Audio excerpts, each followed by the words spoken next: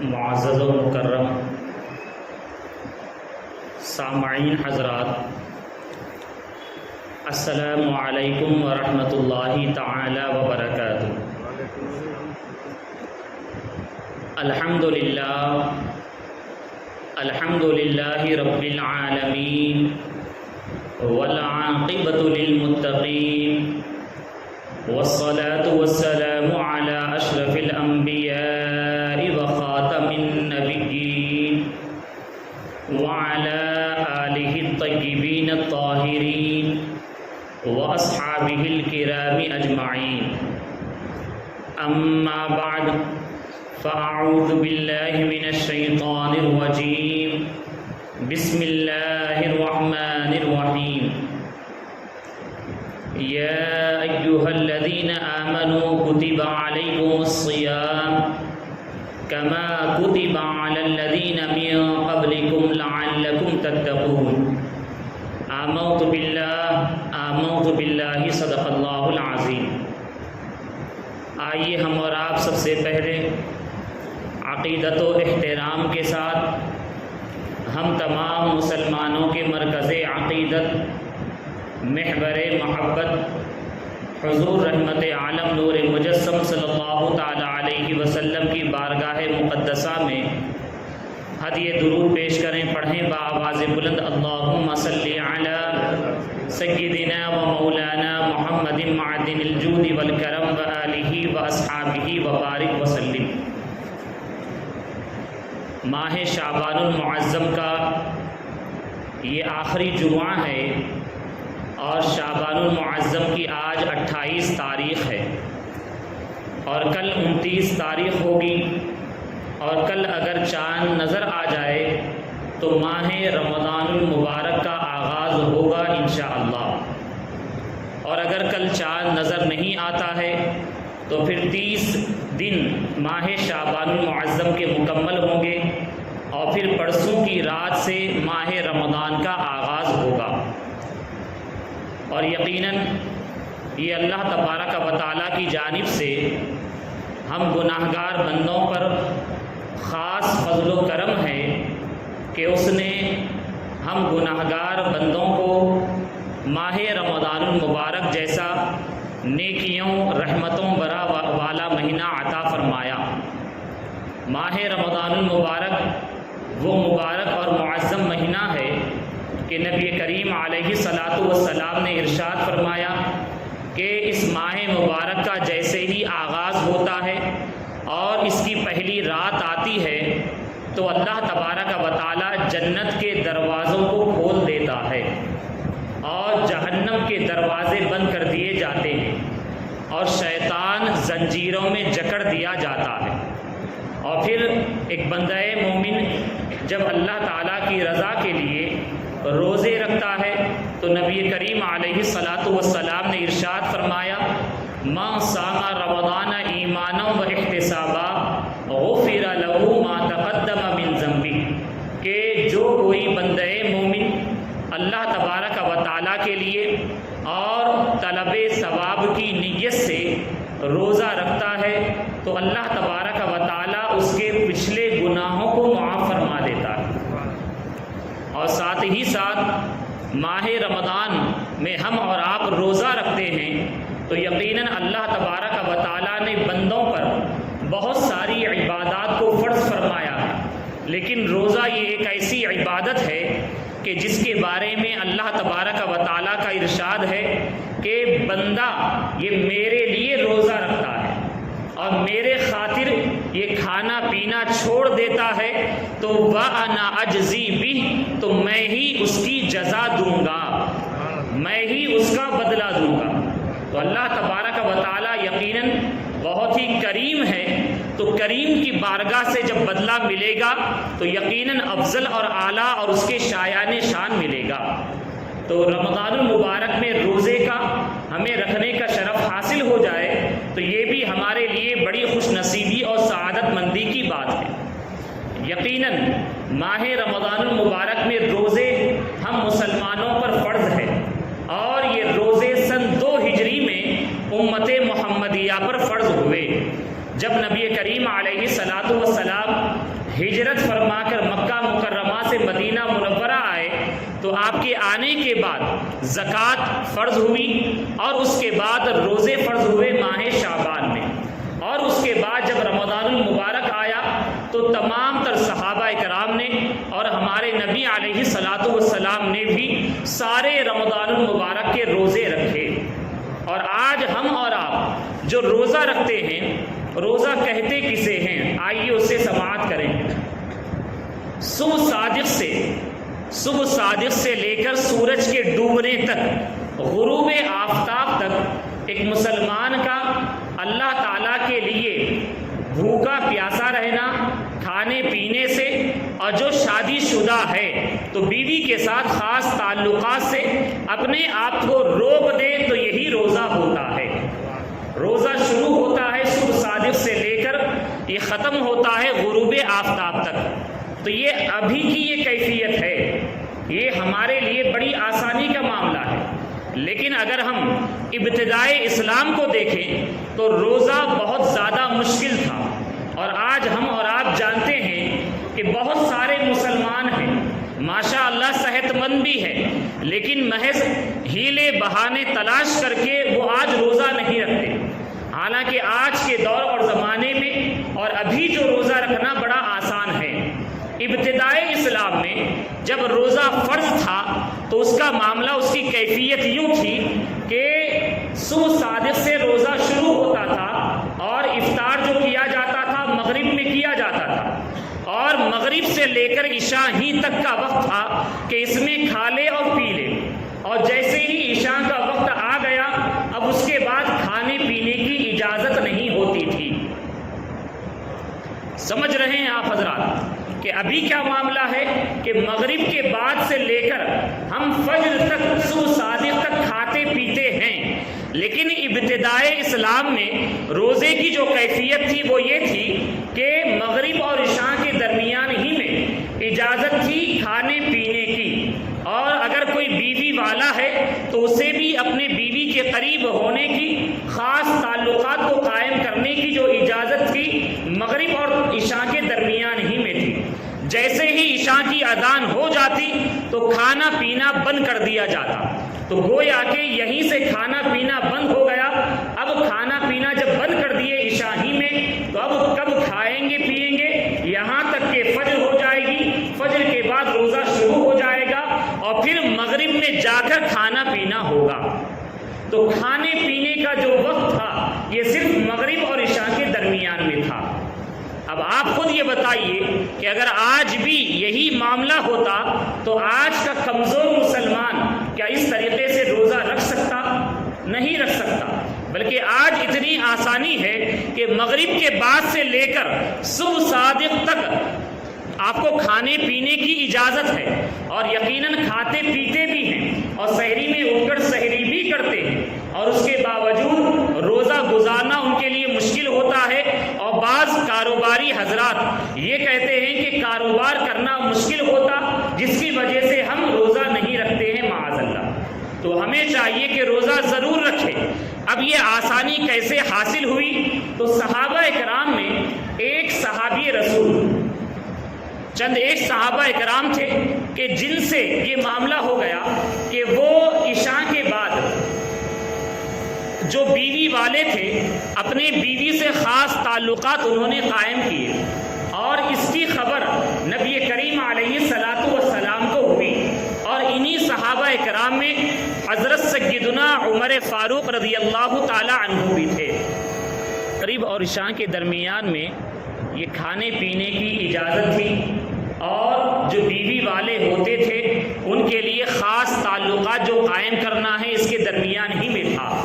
کیونکہ روزہ ہوتا ہی اسی چیز کا نام کہ انسان کھانے پینے اور جماع سے اپنے آپ کو روکے رکھے۔ اور ابتدائی دور میں، ابتدائی اسلام میں تو ہم یہ بتا رہے تھے کہ ابتدائی اسلام میں روزے کی کیفیت ابھی جو ہے اس طریقے سے نہ تھی، بلکہ صرف مغرب اور عشاء کے درمیان ہی میں کھانے پینے کی اجازت تھی، اور جو بیوی والے ہوتے تھے جو خاص تعلقات ہے، حالت روزہ میں ان کو رک جانا ہے تو یہ معاملے کی ادائیگی بھی مغرب اور عشاء کے درمیان ہی کی اجازت تھی۔ لیکن ابتدائے اسلام میں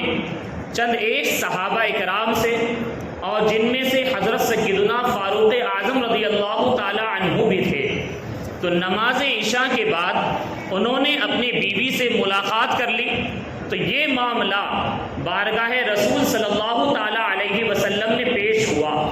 تو نبی کریم علیہ الصلاۃ والسلام کی بارگاہ میں جب پیش ہوا،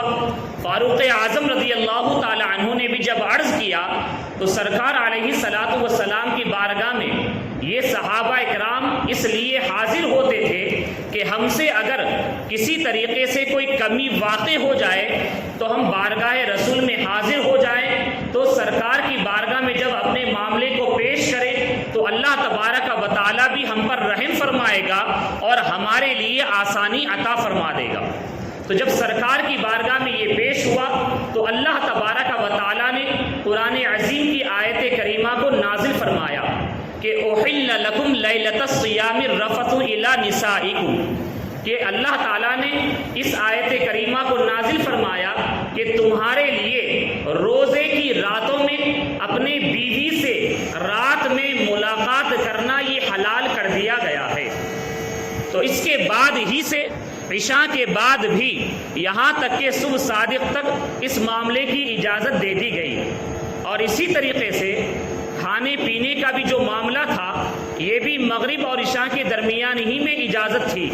اور عشاء کے بعد بالکل کھانے پینے کی اجازت نہیں تھی۔ ایک صحابی رسول جن کا نام سرما بن قیس رضی اللہ تعالی عنہ ہے، یہ بڑے محنتی صحابی تھے، محنت مزدوری کرتے تھے، کھیتی باڑی کرتے تھے اور مغرب کے وقت میں گھر پر آتے تھے۔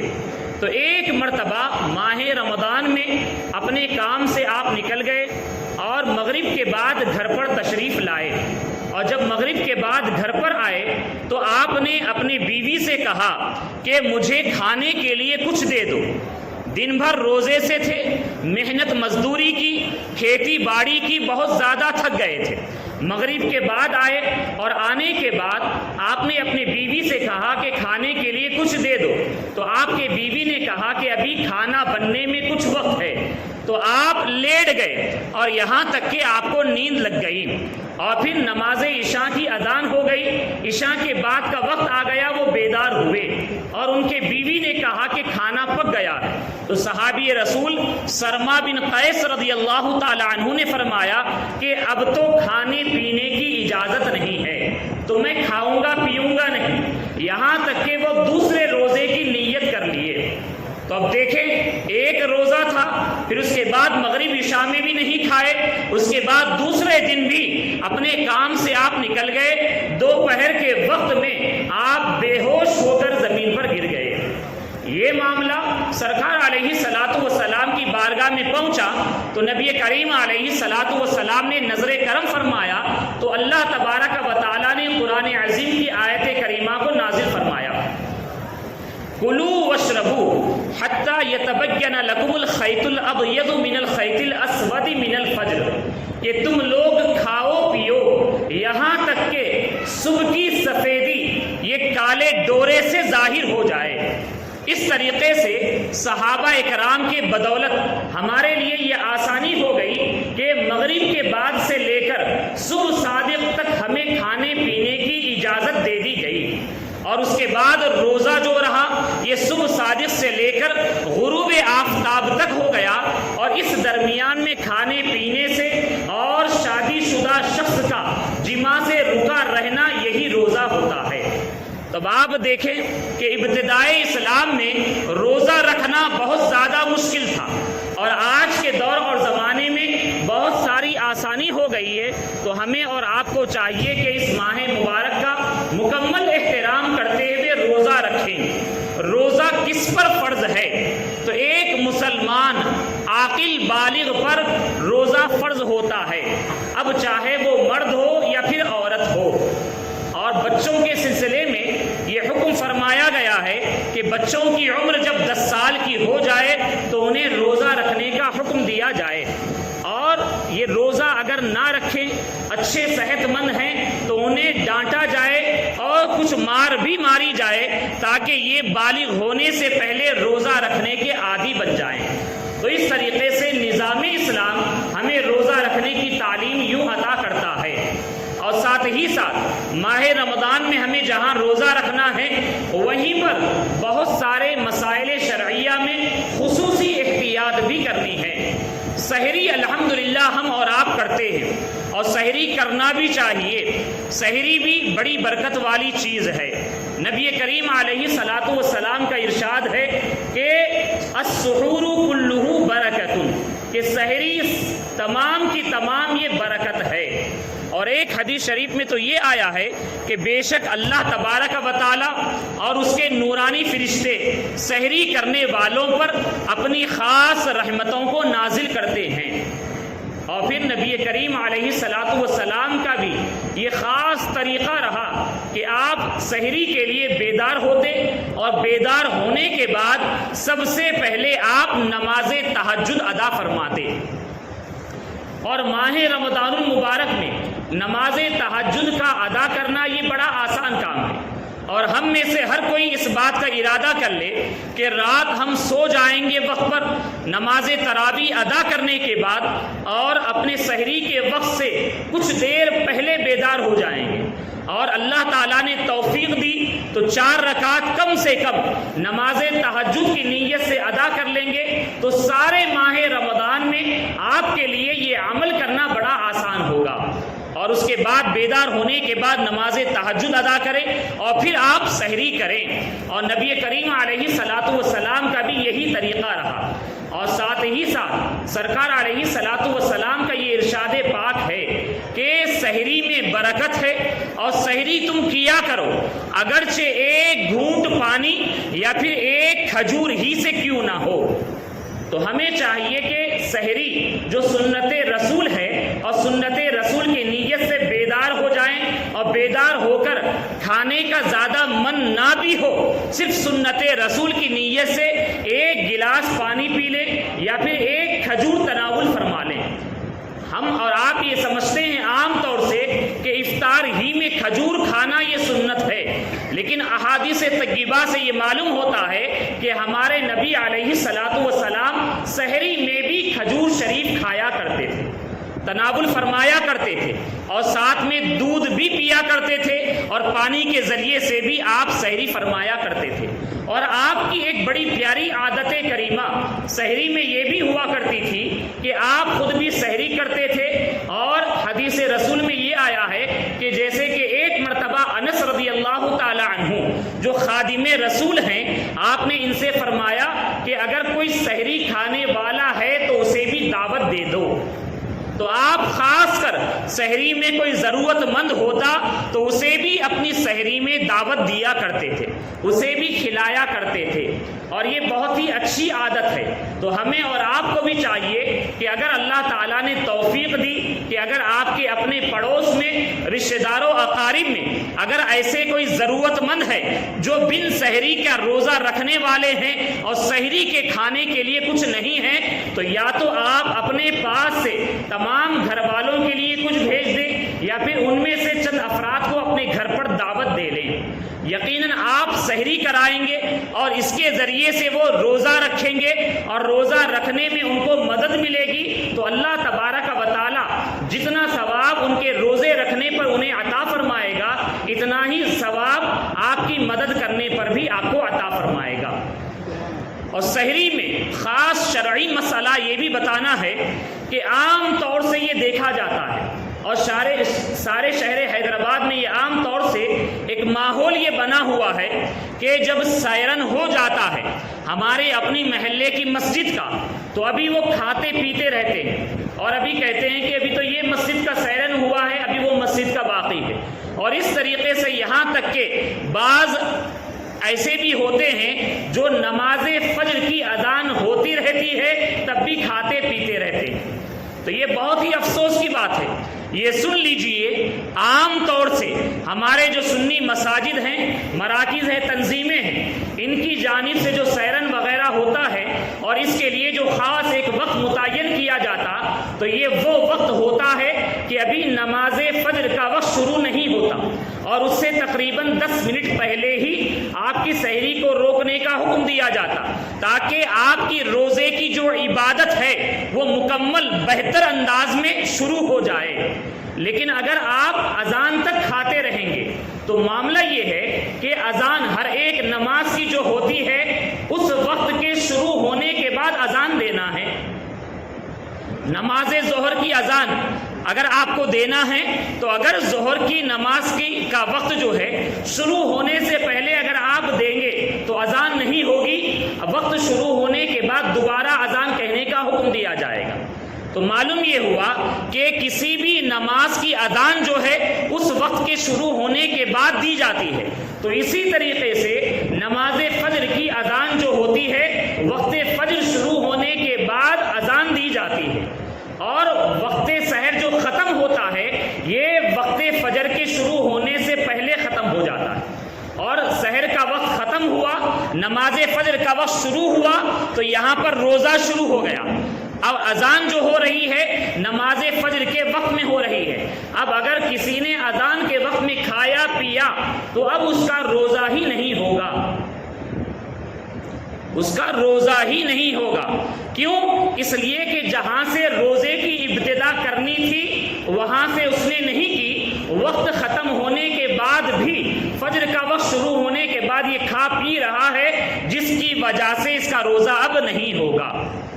تو اب دیکھیں ذرا سی اپنی سستی اور کاہلی کی وجہ سے ایک ماہ رمضان کا عظیم روزہ اس نے گنوا دیا۔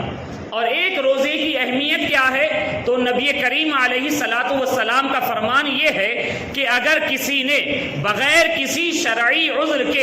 ایک روزہ چھوڑ دیا تو اب وہ اس روزے کے بدلے میں سال بھر بھی روزہ رکھے تو وہ اس ایک روزے کا ثواب نہیں پائے گا۔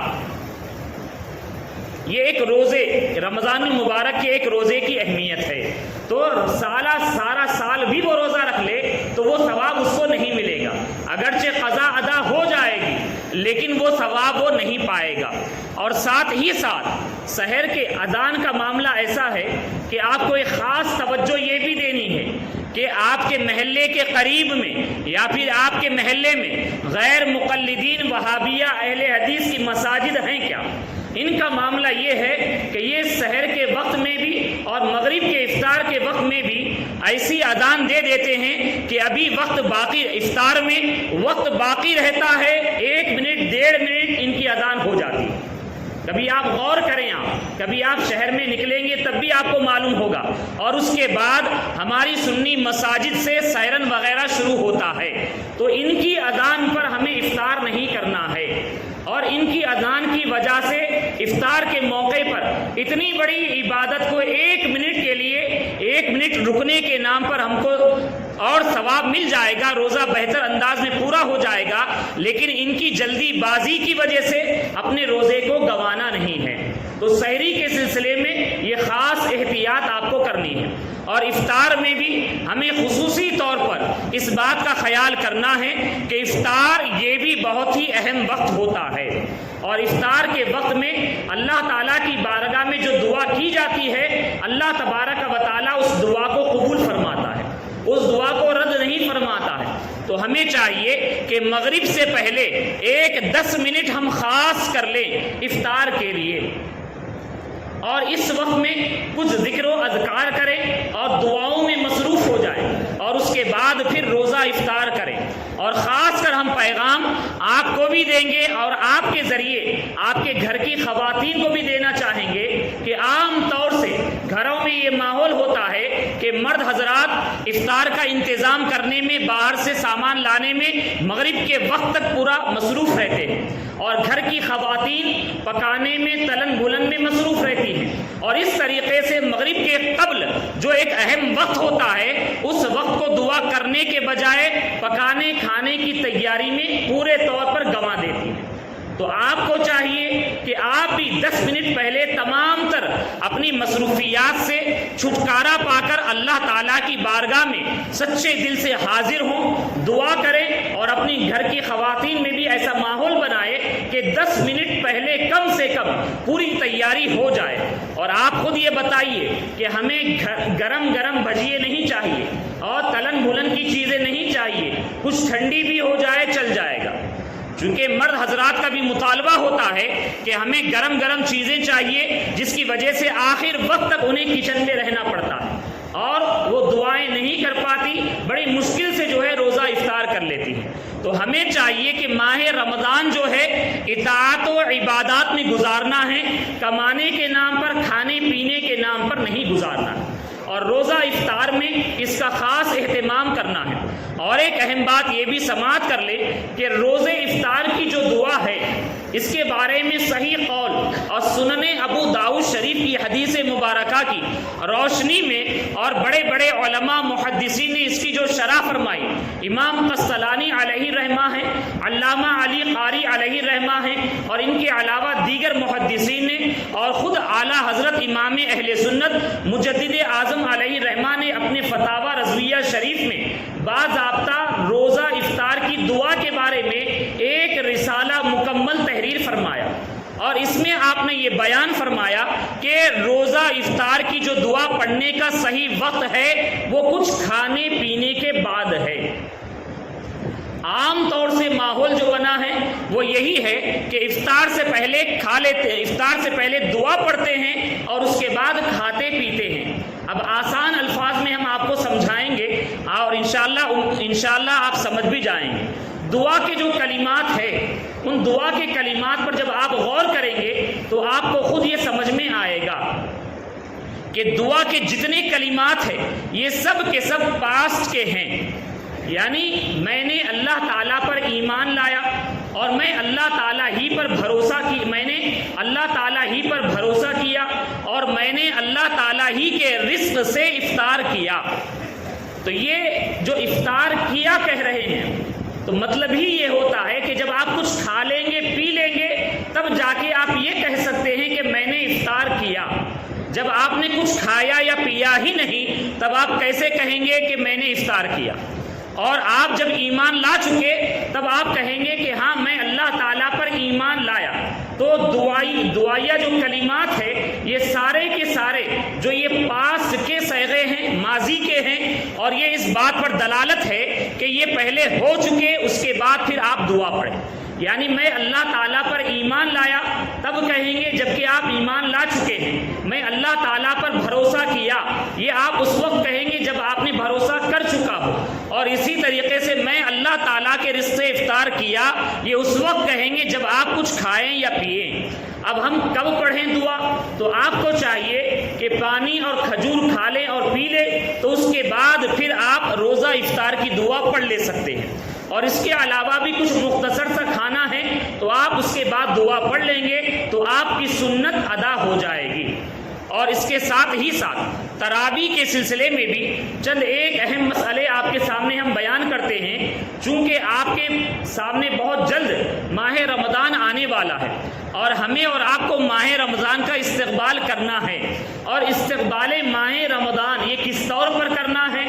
کھانے پینے کی تیاری کے نام پر نہیں کرنا ہے, بلکہ جو روزے کے احکام و مسائل ہے ان تمام کو جاننا ہے اور ساتھ میں عبادات و اطاعت میں ابھی سے اپنے آپ کو تیار کرتے ہوئے ماہ رمضان کا استقبال کرنا ہے. تراویح کے سلسلے میں آپ یہ شرعی مسئلہ سماعت کر لیں کہ ہر ایک مرد اور عورت پر تراویح کی نماز یہ سنت مؤکدہ ہے,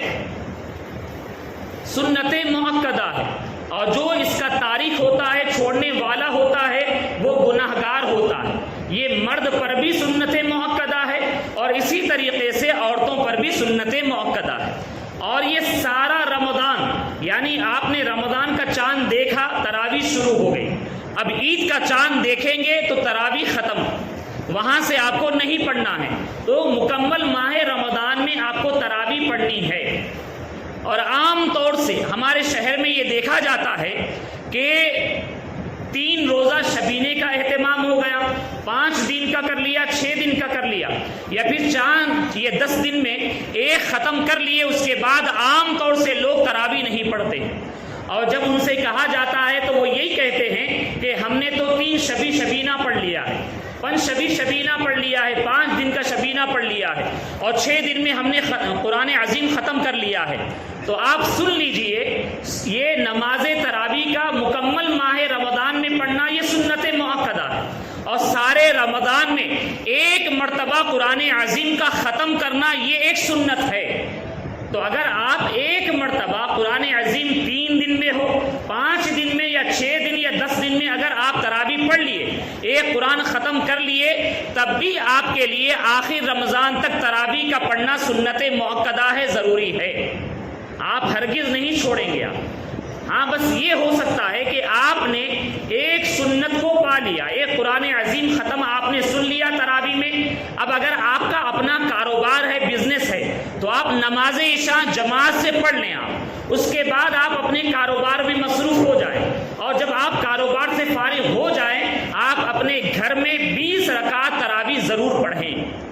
اور تراویح کا وقت کب تک رہتا ہے؟ تو جب تک سحری کا وقت ہے، نماز فجر کے وقت سے پہلے تک تراویح کا وقت رہتا ہے، اور نماز عشاء آپ نے پڑھ لی، اس کے بعد تراویح کا وقت شروع ہوتا ہے یہاں تک کہ صبح صادق تک رہتا ہے۔ تو یہ سارے وقت میں جب بھی آپ کو موقع ملے ضرور آپ کو ماہ رمضان میں تراویح پڑھنا ہے۔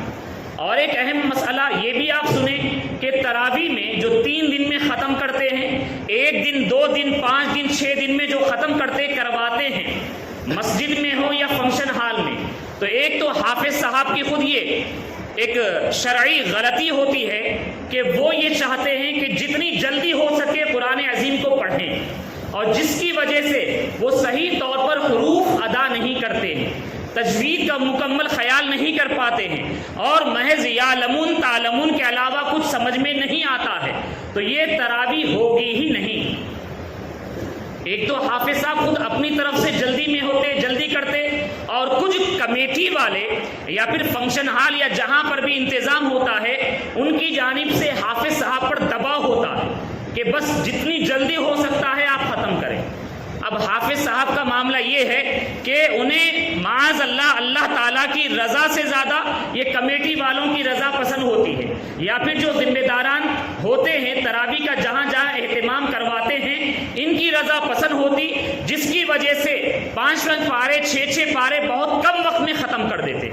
تو آپ سن لیجئے شرعی مسئلہ یہ ہے کہ اگر حروف کی ادائیگی صحیح نہیں ہو پائے گی اور سمجھ میں قرآن عظیم نہیں آئے گا تب پھر نماز تراویح کسی کی بھی نہیں ہوگی۔ تو کوشش یہی ہونی چاہیے کہ آپ یعنی حافظ صاحب اتنی تیزی کے ساتھ پڑھیں کہ تمام تر حروف کی ادائیگی صحیح طور پر ہو جائے، اور اگر آپ 5 دن 6 دن کی نہیں پڑھ سکتے ہیں تو آپ کے حق میں بہتر یہی ہے سارے رمضان میں ایک قرآن عظیم کو ختم کریں۔ سارے رمضان میں ایک قرآن کا ختم کرنا یہ سنت ہے۔ ہاں سارے رمضان میں 2 قرآن عظیم کا ختم کر رہے ہیں یہ افضل ہے، اور 3 کا ختم کر رہے ہیں یہ بہتر ہے، احسن ہے۔ لیکن اگر آپ کی استطاعت اور طاقت نہیں ہے تو آپ جو ہے ایک ہی قرآن عظیم جہاں پر پڑھا جاتا ہے وہاں پر شرکت کریں اور صحیح طور پر شرکت کریں۔ اور ایک اہم مسئلہ تراویح کے سلسلے میں یہ بھی ہے کہ جہاں پر 6 پارے پڑھائے جاتے ہیں یا 3 دن میں ختم ہوتا ہے، اکثر نوجوان ہو، بوڑھے ہوں، بزرگ ہوں، امام صاحب جب رکوع میں جاتے ہیں پہلی رکعت کی تو اس وقت جو ہے سب کے سب بھاگ کر آتے اور رکوع میں شریک ہوتے۔ یہ بہت افسوس کی بات ہے، اور فقہ کی کتابوں میں یہ آیا ہے کہ یہ منافقین کی مشابہت ہے، منافقین کی مشابہت ہے۔ چونکہ آپ کو اگر واقعی تراویح پڑھنا ہے تو آپ کی ذمہ داری یہ ہے کہ تکبیر اولیٰ کے ساتھ امام کے ساتھ شریک ہوں آپ، اور آپ ساری رکعت گپ شپ میں لگے رہتے ہیں اور چائے بازی میں لگے رہتے ہیں، اور جب امام صاحب رکوع میں جانے والے ہوتے بھاگے بھاگے چلے آتے، وہاں مسجد کی بھی بے حرمتی ہوتی ہے، بڑے بڑے قدم کے ساتھ چلتے ہیں، اور وہیں پر جو ہے آپ منافقین کی مشابہت کو اپناتے ہیں۔ اور یہ قرآن عظیم کی آیت ہی سے یہ پتہ چلتا ہے کہ یقیناً یہ منافقین کی مشابہت ہے، کیوں قرآن عظیم میں نمازوں میں جو سستی کرنے والے ہوتے ہیں ان کو منافقین سے تشبیہ دی گئی ہے، اور یہ بھی تو نماز میں سستی کا اظہار کرنا ہے۔ تو یقیناً اس سے بھی ہر ایک مسلمان کو بچنا چاہیے۔ آپ کی استطاعت ہے، طاقت ہے تو آپ مکمل تراویح کا اہتمام کرے، احترام کرے، حافظ صاحب کے ساتھ ابتدائی رکعت تکبیر اولیٰ کے ساتھ شریک ہوں، تب آپ صحیح طور پر نماز تراویح پڑھنے والے ہوں گے۔ اور ایک اہم مسئلہ، شرعی مسئلہ، بڑا نازک مسئلہ ہے، اور وہ یہ ہے کہ آج عام طور سے شہر حیدرآباد میں یہ دیکھا جاتا ہے کہ خواتین کے لیے بھی تراویح کا اہتمام کیا جاتا ہے فنکشن ہال میں جگہ جگہ پر۔ تو آپ یہ سن لیں کہ فاروق اعظم رضی اللہ تعالیٰ عنہ کے دور خلافت ہی میں عورتوں کا مسجد میں آنے سے منع کر دیا گیا تھا۔ کس دور میں؟ فاروق اعظم رضی اللہ تعالیٰ عنہ کے دور میں۔ اور فاروق اعظم رضی اللہ تعالیٰ عنہ کے دور میں جب منع کیا گیا تو سیدہ عائشہ طیبہ طاہرہ صدیقہ بنت صدیق رضی اللہ تعالیٰ عنہ کی بارگاہ میں کچھ خواتین حاضر ہوئیں اور آ کر یہ فرمائیں کہ دیکھو فاروق اعظم نے عورتوں کو مسجد میں آنے سے روک دیا ہے۔ تو سیدہ عائشہ وہ ہیں جو ہمارے نبی کے مزاج سے اچھی طرح واقف تھی۔ تو آپ نے یہ فرمایا کہ اگر نبی علیہ الصلاۃ والسلام موجود ہوتے، ظاہری حیات طیبہ میں ہوتے، تو آپ بھی ایسے ہی کرتے اس دور میں۔ اور اسی کی روشنی میں مفتی جلال الدین امجدی علیہ الرحمہ نے فرمایا ہے کہ آپ اس دور کا جائزہ لیں تو معلوم یہ ہوگا کہ 1000 خواتین میں ایک خاتون ایسی ہوگی جو گناہگار ہوگی۔ وہ دور بڑا پاکیزہ دور تھا، لیکن اس کے باوجود اس دور میں منع کر دیا گیا، عورتوں کو مسجد میں آنے سے روکا گیا۔ اور آج کا دور ایسا ہے کہ 1000 خواتین میں ایک خاتون پرہیزگار مل جائے گی۔ تو جب اس دور میں منع کیا گیا اور فرض نمازوں کے لیے مسجد میں آنے سے منع کیا گیا، تو آج کے دور میں فتنے والے دور میں یہ اہتمام کرنا سراسر غلط ہے۔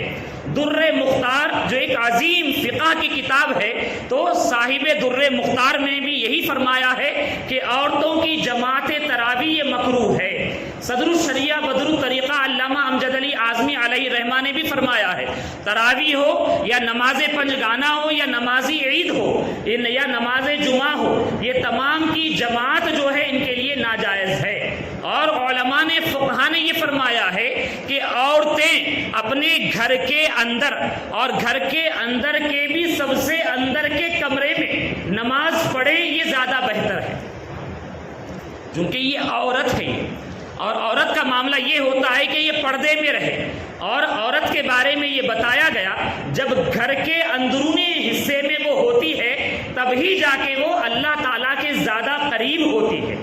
تو چاہیے کہ اس نام پر، چونکہ جب یہ کہا جاتا ہے تو بعض احباب یہ کہتے ہیں کہ عورتیں بازاروں میں جاتی ہیں، عورتیں الگ الگ جو ہے دعوتوں میں راتوں میں نکلتی ہیں، ہم جو ہے دین کے نام پر بلا رہے ہیں، تو کیا برائی ہے؟ تو یہ سن لیجئے، یہ چاہے کسی بھی نام سے باہر نکلے، یہ ان کا اپنا معاملہ ہے، اس کی وہ خود ذمہ دار ہیں، لیکن آپ چاہے دین کے نام پر بھی باہر بلائیں گے اور کچھ بھی فتنہ انگیزی ہوگی تو آپ ہی اس کے ذمہ دار ہوں گے، اور آپ کے اس عمل کی وجہ سے مذہب اسلام کی بدنامی کا معاملہ آئے گا۔ اور آج اپنے لوگ بھی اس معاملے میں پڑ گئے ہیں، اور غیر مقلدین وہابیہ کے تو ایک دو نہیں، ہزاروں معاملات ایسے برے ہیں۔ تو ان کا معاملہ تو یہ ہے کہ نماز جمعہ کے نام پر بھی اپنی مساجد کے دروازے عورتوں کو کھول دیے ہیں۔ تو آج کے دور اور زمانے کے اعتبار سے علماء اور فقہاء کا یہی حکم ہے کہ عورتیں نماز پنجگانہ ہو یا پھر نماز عید و جمعہ ہو یا پھر نماز تراویح ہو، یہ گھر کے اندر ہی پڑھنا چاہیے۔